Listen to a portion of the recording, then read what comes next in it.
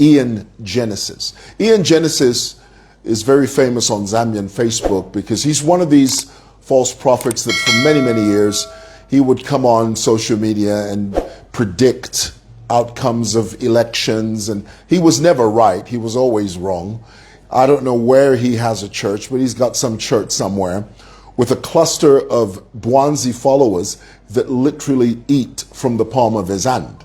Well, the other thing Ian Genesis has done, along with his compadres, people like Masala, is that they've claimed to raise people from the dead.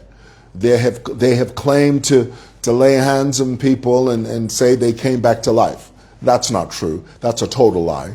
You know, they learn all of this from the handbook of Alpha Cow, who actually ran away and went off to a far-off country to restart a different ministry. Remember that issue of Alpha Cow raising a young man from the dead in South Africa by the name of Elliot? Remember that? Remember that guy that was in the coffin?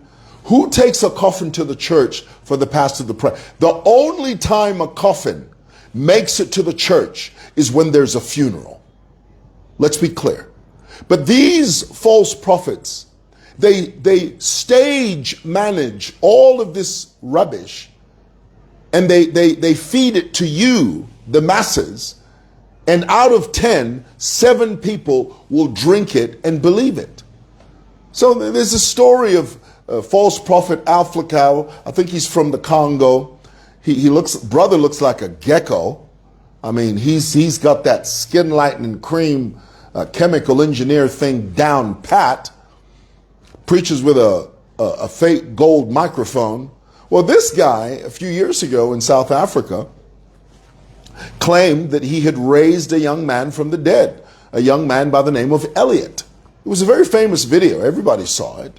You know, he goes in there, this Elliot boy is laying in the coffin, and Alpha Cow is standing over the casket, and he starts saying, Elliot, umuntu nafwa at Elliot.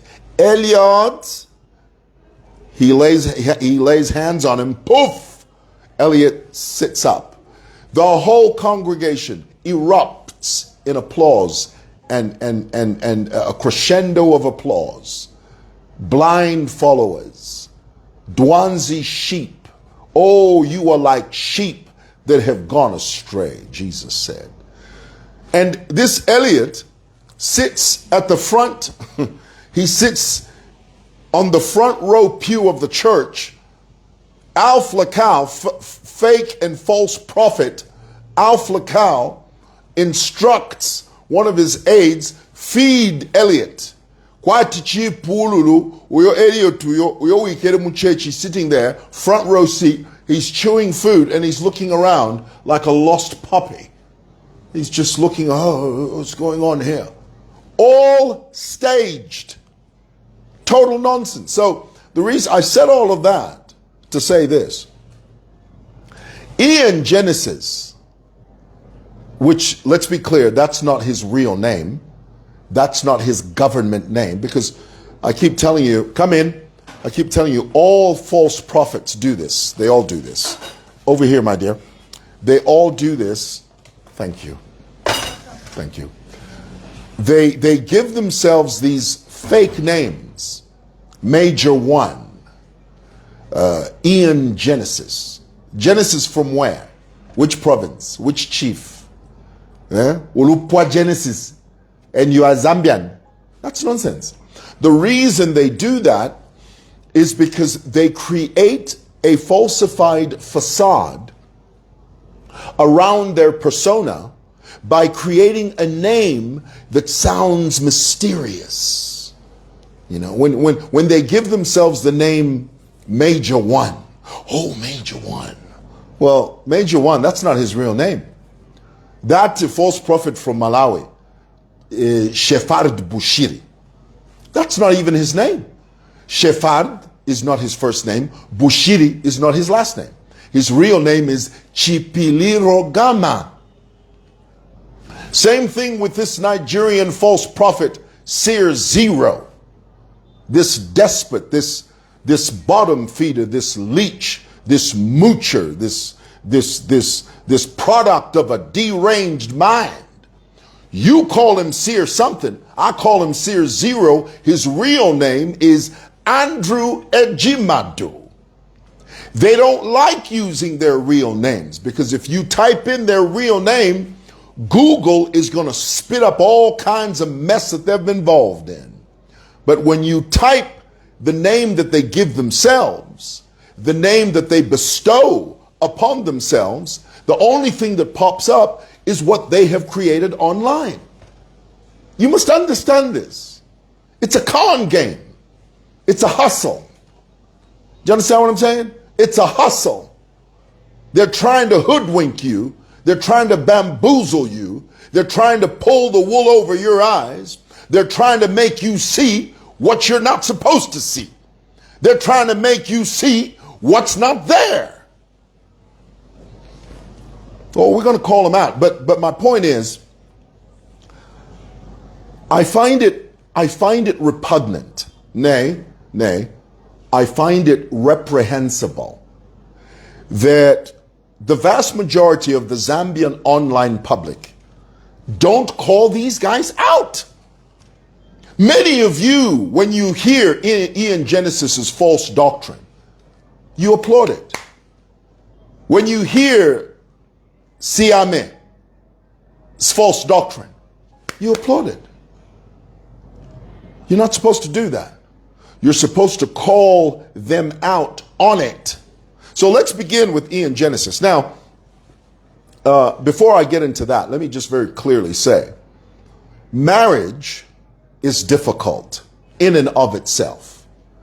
Okay, so I don't want you to think that there's something intrinsically unique about Ian Genesis's marriage. The same way that Ian Genesis' marriage collapses is the same way that many other people out there's marriages collapse. So this is not unique to them. The only reason we're bringing it up, or I'm bringing it up, is because it's in the public domain. And also there is a lesson to be learned in this whole scenario. Now, let me bring you up to speed. Many of you know that Genesis is married to a young lady by the name of Vivian. Together they have, I think they have one child or two children. Please correct me in the comments. And they serve together in this false prophet ministry that they have in some area. I don't know where they pastor. But from the clips that I've seen from his broadcasts, I can tell you right now, that is a false prophet if I have ever seen one. He puts the letter F in false. So they were doing this ministry thing together, and as many couples do. And then all of a sudden, from nowhere, his wife, Vivian, posted on her Facebook page that she didn't, in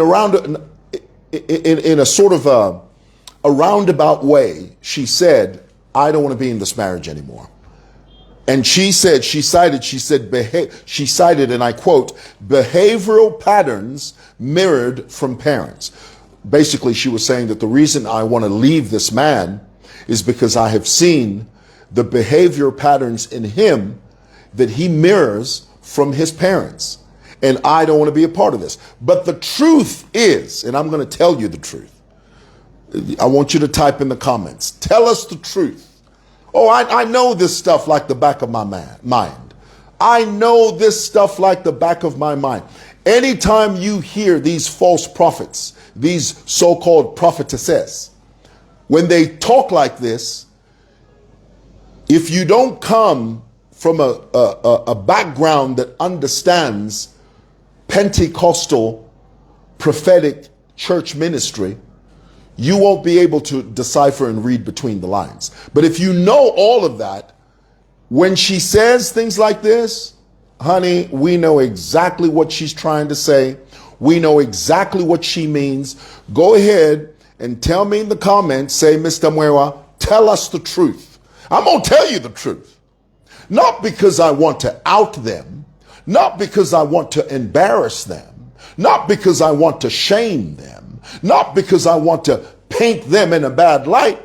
It's because I want to let you know exactly what's going on. Because they have brought it to the fore. They have brought it on social media.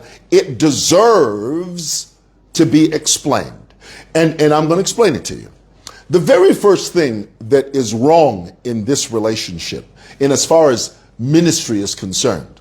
You see, in church ministry, when you've got a man that calls himself a pastor or a prophet, these guys on Facebook are not prophets. Not a single one is a prophet.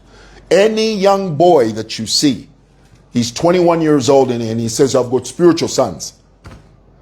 Negro, you are 21 years old. How can you be a father to anybody? A spiritual father to anybody? You're 21, okay? When you see these young boys on social media, I don't care where they're from. The moment they say prophet, just know, they are deviants. So when you see these so-called pastors and prophets on Facebook, these young boys, typically what's supposed to happen in church ministry, you see, this is the reason you have to marry the right person. Oh, honey, there's nothing worse in the world than marrying the wrong woman.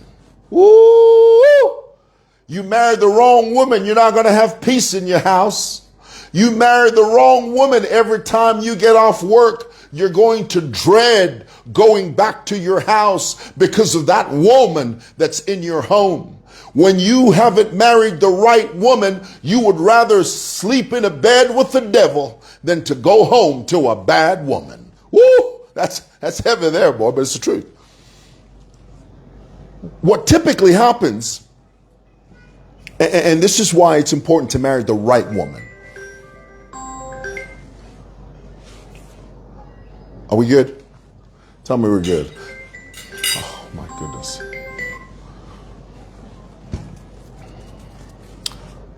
Please don't call. I'm on a live. Typically, what happens is when you go into ministry, the woman you marry is supposed to be your helpmeet.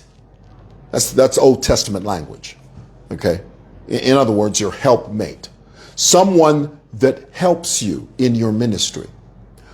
What the problem that arises with many of these guys is that when you marry a woman that has her own agenda, a woman that feels that she's got her own calling, a woman that feels that she's got her own destiny, a woman that feels that because she's married to this guy, in her mind, he is a stumbling block to the prosperity of her personal ministry, a ministry that she feels that she has, a ministry that she feels that she has outside of her union with this man. Tell me in the comments if so far you are following what I'm telling you. Tell me. I'll say it again.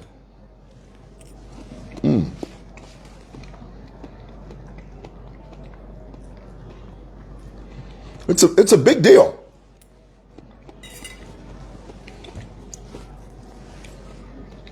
Tell me if that makes sense.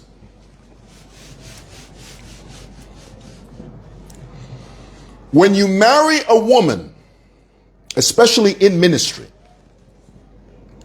a woman that feels that she's got her, oh my goodness.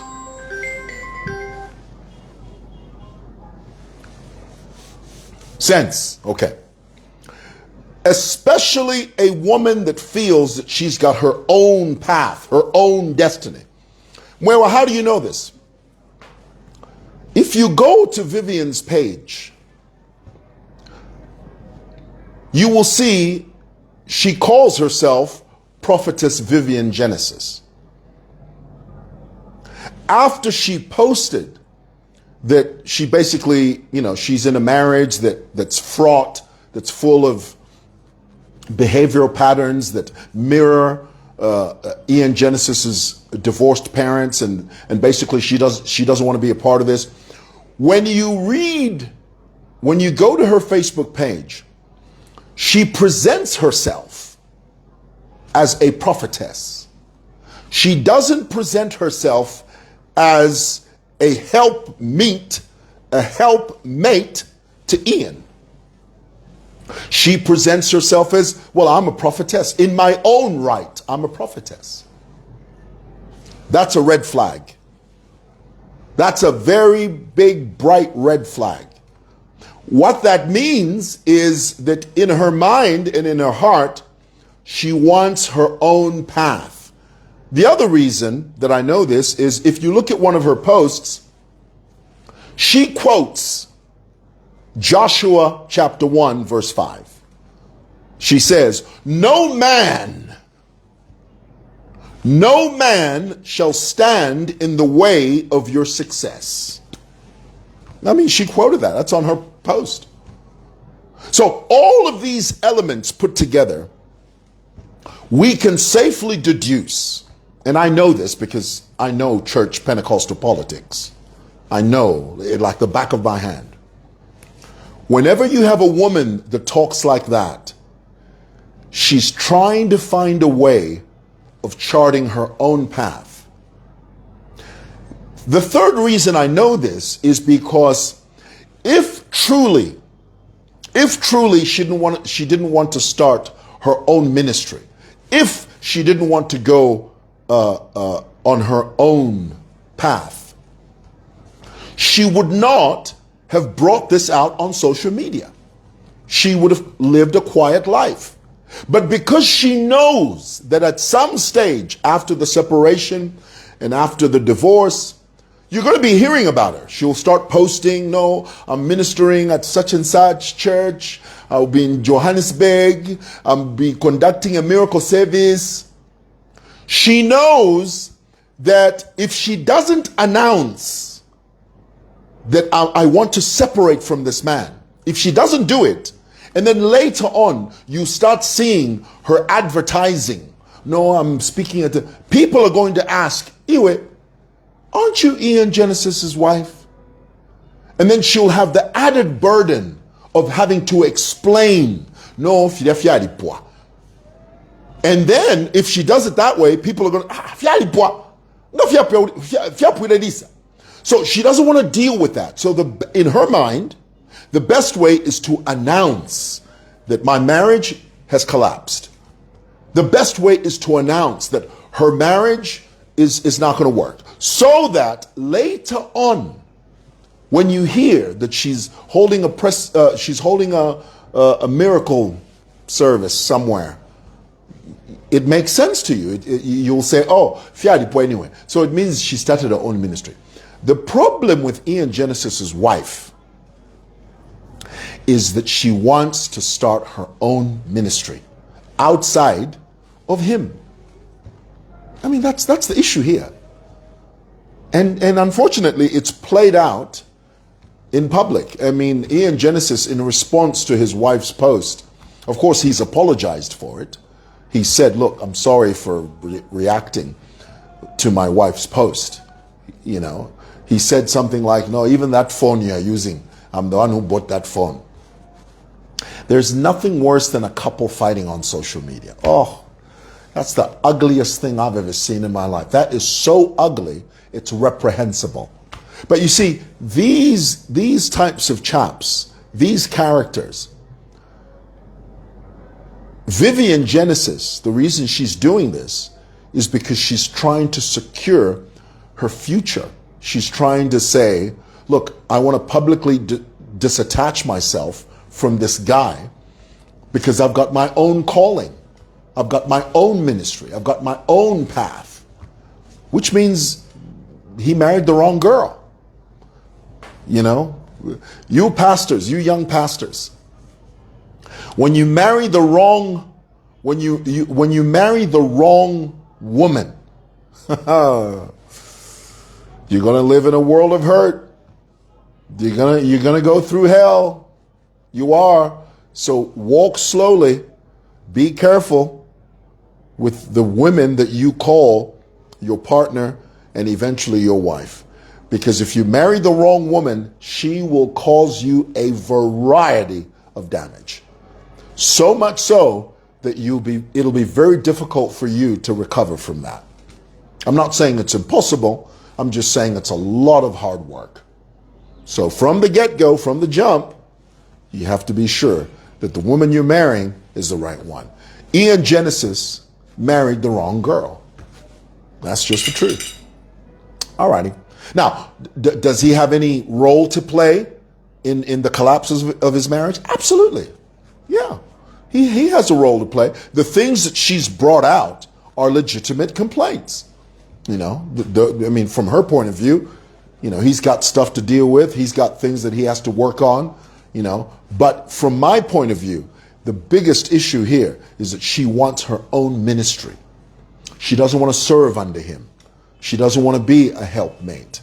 She doesn't want to be a helper. She doesn't want to do that. And big problem, huge problem. Because when you signed up, when you got married to him, and you uttered those vows, that should be over and above your ambition. You should have thought about that before you made those vows. You should have thought about that, you know. So it's no excuse. You know, young people they want any excuse to get out of a marriage. Well, you cough too loud. Any excuse to divorce a husband. Even young men, any excuse to get away from a woman that you feel you're no longer in love with. Well, she sleeps on the wrong side of the bed, and I keep telling her, left is mine, right is yours. Homegirl doesn't listen to me. Well, you're just looking for an excuse. Now, of course, there are legitimate reasons that people have. I mean, if you're living in an abusive relationship, honey, get out of that thing before he kills you. He's not going to change because people don't change. They don't. Especially abusers. Abusers don't change. You know, they don't. Don't lie to yourself. Don't sit there. Oh no, he's going to change. He's not going to change. He's going to kill you.